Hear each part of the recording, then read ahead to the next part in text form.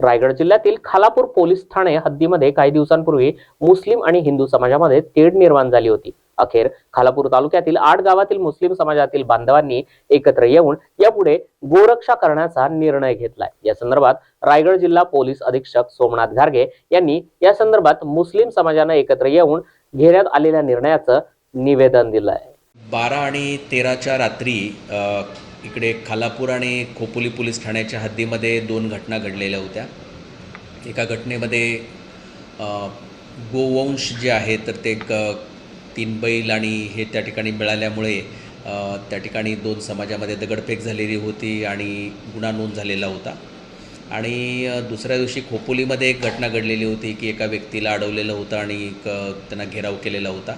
तर अशा 2 घटनांमुळे 2 समाजामध्ये जे काही अविश्वास किंवा असे काही जे वातावरण आहे, तर या निमित्ताने आम्ही दोन्ही समाजाचे म्हणजे मुस्लिम समाजाचे आणि हिंदू समाजाचे लोकांना बोलून त्यांच्याशी चर्चा करतो आहोत। त्यांचे म्हणणं काय आहे ते ऐकून घेत आहोत आणि त्यांचे जे काही प्रॉब्लेम्स आहेत किंवा त्यांच्या जे काही शंका आहेत त्याचं निरसन करतो आहोत। याच्यातून एकच आहे की हा जो दोन्ही समाजातला जो सलोखा आहे तर तो राखण्यासाठी पोलीस प्रयत्न करत आहेत आणि निश्चितच म्हणजे हिंदू आणि मुस्लिम दोन्ही समाजाच्या कडून हा पॉझिटिव्ह असा प्रतिसाद मिळतो आहे आणि मला वाटतं की या निमित्तानं जे काही अविश्वासाचे किंवा ह्याचे जे वातावरण आहे तर ते निवळण्यासाठी निश्चित मदत होईल।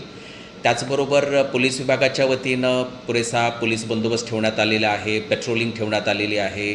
महत्त्वाचे जे पॉईंट्स आहेत त्या ठिकाणी फिक्स पॉईंट्स लावण्यात आलेले आहेत, जेणेकरून कोणतीही छोटी घटना घडली तर त्या घटनेला जो प्रतिसाद आहे तर तो निश्चितच कमीत कमी वेळामध्ये देण्यात येईल, या दृष्टीने आम्ही प्रयत्न करत आहोत। यामध्ये आता आम्ही जे मुस्लिम समुदायाचे लोकांना आम्ही जे काही चर्चेला बोलवलेलं होतं तर ते 8 गावामधले प्रतिनिधी होते आणि त्यांनीच सर्वानुमते या बाबतीमध्ये एक निर्णय घेतलेला आहे की गावामध्ये कोणी पण गोवंश हत्या किंवा काही जर समजा कटाई करत असेल तर त्याची माहिती ते स्वतःहून पोलिसला देणार आहेत, अशा पद्धतीची कल्पना आम्हाला त्यांनी दिलेली आहे। आणि ही निश्चितच स्वागतार्ह बाब आहे की गावामध्ये कुणीतरी एखादाच असं काहीतरी कायद्याचं उल्लंघन करत असेल तर त्याचा काय असतो की त्याच्यामुळं इतर लोकांच्यावरती त्याचा ब्लेम जात असतो आणि म्हणून गावानेच ठरवलं की असं जर गावामध्ये कोणी करताना मिळालं तर आम्ही पोलिसांना इमिडिएटली कळवू।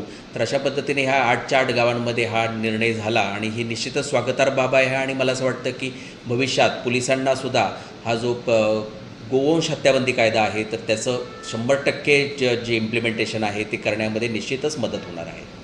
आपल्याला कल्पना आहे की आता आज शिवजयंती आहे, त्यानंतर आता पुढे एक रामनवमीचा उत्सव आहे, गुढीपाडवा येणार आहे, तर एकामागे एक सण आहे। त्याचबरोबर मुस्लिम धर्मियांचे सुद्धा रमजानचे रोजे चालू आहेत, पुढे रमजान ईद येणार आहे।